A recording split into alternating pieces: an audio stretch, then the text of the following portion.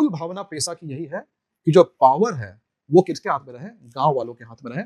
ग्राम सभा, जिस तरह से विधानसभा है, जिस तरह से संसद है, उसी तरह से ग्राम सभा भी एक बन करके बाहर आए और ग्राम सभा सारे के सारे मेजर फैसले ले, चाहे वो छोटे मोटे पुलिसिंग का फैसला हो, या फिर न्याय पंचायत हो, या फिर माइनर फॉरेस्ट प्रोड्यूस की बात करें, मार्केट हाट को रेगुलेट करने की बात करें, टैक्सेशन की हम बात करें, हम वहां पर कोई माइनिंग लाइसेंस की बात करें, शादी विवाह के कुछ फैसले हो, कुछ जजमेंट हो, यानी एक तीसरी सरकार बनाने की कोशिश है पेशा पेशा।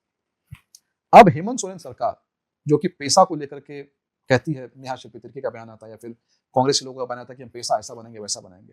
आप पेशा कभी बनाने की आपकी मंशा थी नहीं। क्यों नहीं मंशा थी? कि मैंने आपको क्या कहा, पेशा इज एक्सटेंशन ऑफ पंचायती राज। पंचायती राज को शेड्यूल्ड एरिया में जब एक उनके हिसाब से बनाएंगे तो बन जाएगा पेशा। तो पंचायती राज के आपने क्या किया, पंचायत भवन जर्जर हालत में, पंचायत सचिव परेशान, पंचायत में जो एक स्वयं सेवक हुआ था वो परेशान, फंड भी नहीं, ग्राम सभा के पास में कोई पावर नहीं, ग्राम सभा को एकदम कोई आपने कुछ उसको डेवलप ही नहीं किया। कहने का मतलब, और आज जो ये वर्कशॉप करना है, वर्कशॉप में इस बात को लेकर चिंतित है कि ग्राम सभा को क्या पावर दे, क्या पावर नहीं दे। यानी कुल मिलाकर के आज भी वही मेंटेलिटी बाहर आ गई कि ग्राम सभा को पावर कैसे दे दे, ग्राम सभा तो कुछ कर ही नहीं पाएगा।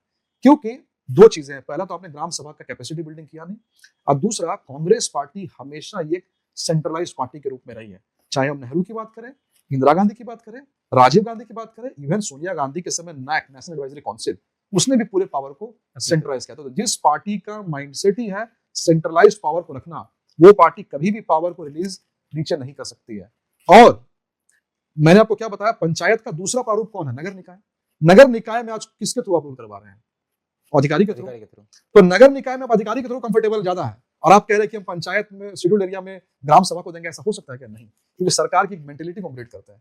सरकार बहुत कंफर्टेबल है अधिकारियों के थ्रू शासन कराने में, ग्राम सभा को पावर देने में कभी भी हेमंत सोरेन सरकार या फिर कांग्रेस पार्टी कभी भी ये कंफर्टेबल है ही नहीं। और यही इनका फंडा है, सिर्फ और सिर्फ भाषणों में होगा। मैं आपको आज इंटरव्यू में बोल रहा हूं, पेशा कल को इंप्लीमेंट हो भी गया, अगर मान लीजिए कल को पेशा इंप्लीमेंट हो जा रहा है 1 जुलाई से, 5 साल के बाद रिव्यू में देखिएगा या 1 साल बाद आप कवर कीजिएगा, तो वही वीडियो, वही सीओ, वही डिस्ट्रिक्ट कलेक्टर सब कुछ करेंगे ग्राम सभा के नाम पर। ग्राम सभा नाम पे सब कुछ दे देगा, पर ग्राम सभा को रियल पावर ये सरकार कभी देने वाली जो वो नहीं। कैसे नहीं, इतना तो कार्यशाला हो रहा है, कांग्रेस कर रही है कंटिन्यू। ये कार्यशाला तो 70-80 साल से कर रहे हैं।